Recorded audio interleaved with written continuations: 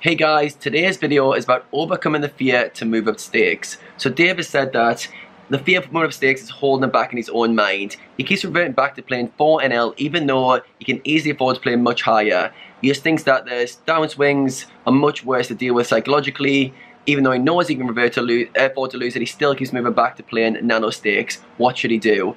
First off, you need to be looking at, okay, what are your results at 4NL? So yeah, you can afford to play higher, but are you comfortably beating the game you're playing? Have you got a good win rate, a consistent win rate over time? Let's assume you have, because the way you've worded it, you're assuming that it's just your mindset that's holding you back and not actually your skill level. So what you need to do is treat this like an investment. So you've got the role, you've got the skill level to beat the game you're playing. You need to be thinking about playing higher because you earn more money by playing higher always. So think about it as an investment. So put a certain amount of money aside that you're willing to lose by playing higher. It could be 20 to 40 buy-ins, let's say, that buying above. So in this example, it could be something between $100 to $200 that you're willing to lose. And life's a game of taking risks. It's a game of making trade-offs. So when you go up stakes, yes, they're going to be bigger swings. Yes, you could lose your money, but you need to take that risk. You need to take that risk on in order to progress your poker career. So sit down with a set target. Could be 20 to 40 buy-ins that you're willing to lose. It's an investment. It's not going to hit a home run every time. But if your skill level is good enough and you've got the bankroll,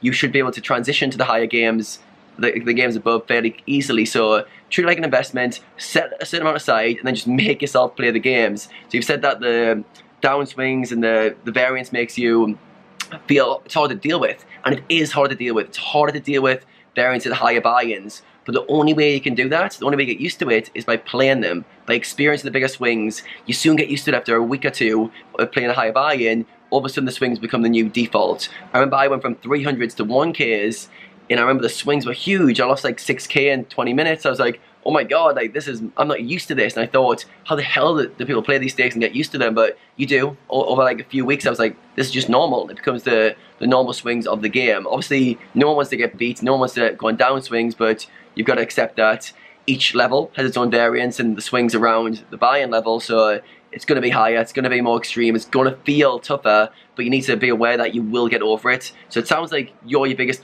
enemy, you're your worst enemy, you're holding yourself back, and you need to find ways to push through. So like I said, have a stop loss, maybe 20 to 40 buy-ins, be willing to lose it going into the higher buy-ins, and then just play the games. You will soon get used to the swings, soon get used to the variance, and then it's about are you good enough to beat those games? It looks like you're good enough to beat 4NL, or you're good enough to beat the buy-in above, and just keep pushing from there. So hopefully that was helpful. Take action. Don't be in the comfort zone the whole time. A lot of poker players, they like to take the easy choice. They like to live on the cautious side. Some people do the opposite and go too far and just risk the whole bankroll, but it sounds like you're on the cautious side, so you need to push past that. Challenge yourself to go play higher buy-ins and see if you've got what it takes. If you like this video, don't forget to subscribe to my channel. There's going to be plenty of poker content coming from me very soon.